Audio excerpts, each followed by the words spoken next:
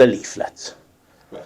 I also, because I've phoned the IOPC, I've asked for 10 complaints to come out. I got 2 ready to be filled in. Okay.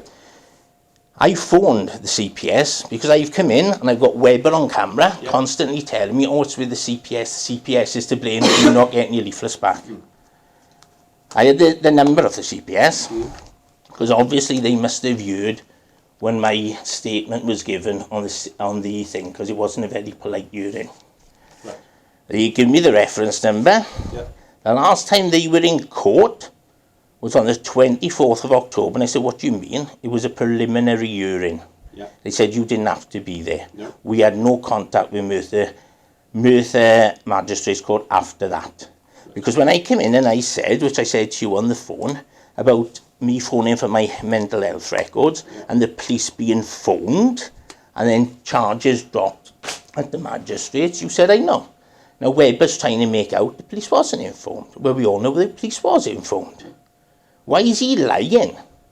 Why can't I get a simple question? Yeah. Why is it I've come in countless times, because that night I was arrested, because you're not charging, it was an unlawful arrest. Okay. And I was detained for 24 hours with no charges. So I was unlawfully detained. For 24 hours I was imprisoned. Right? Yeah. So, and I've asked, so you make a note. Okay. Well, this is... Make a note. No. I've come in a few times and I've asked for the arresting officer. Yeah. I want the name of the arresting officer. Yeah. There was a sergeant who came with him that night and didn't show any identification. He had it all hidden up. Yeah. I want their names. For obvious reasons, when I put a complaint in for the wrongful arrest, and every time I come in and ask for the arresting officer, they all give me Webber and his number. He's the officer dealing with it. He wasn't the one who arrested me. And for the complaint to go in, I've got to have the arresting officer. And I want the sergeant who was telling them what to do. That's fine. Right, go on then, you have your little say. Right. The communication that I've had, I've found quite difficult. Because you're obviously very emotional about all the things that have happened to you. And that's fine, I understand that to an extent, because this has happened to you, it hasn't happened to me. So... It's going to be one of them, let's be about it. No.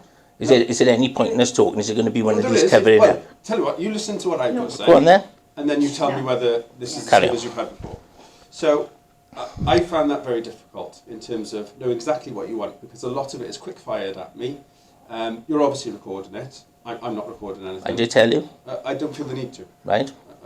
I've got nothing to hide, and you know, I'm happy you're recording it. There's no issue with that. So, I find that very difficult in terms of a lot of what you say is quite quickly, you fire it out and you say you want to know X, Y and Z, and that's fine because they're things... When I've played it back on the camera, when I've asked them, it was fine. Then would you feel better then? Yes. If he didn't converse at you, if he put everything down in writing... Do you know what, that was exactly what I was going to say? Yeah, but then the problem is, Mum, and they know it, because don't forget, there's been an unholy alliance made between Cwm Taff, the police and them.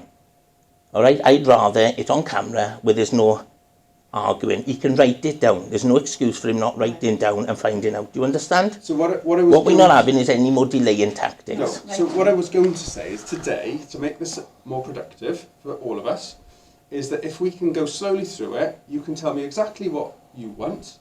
I'll document those questions and we'll agree them. And then it will be a lot easier for me to actually say, right, 2 points, 1 or whatever the question may be, this is the answer for you. Carry on. So are we right doing that? Yeah. So let's go through and start to make a note. If we can work backwards, because that's easier for me. You ask what, and if I feel you're leaving something out, I'll come back. So one of the questions which is apparent is that... Well, one of the things I want, first of all, because I made, I don't know how many phone calls reporting antisocial behaviour. Yeah. Yeah?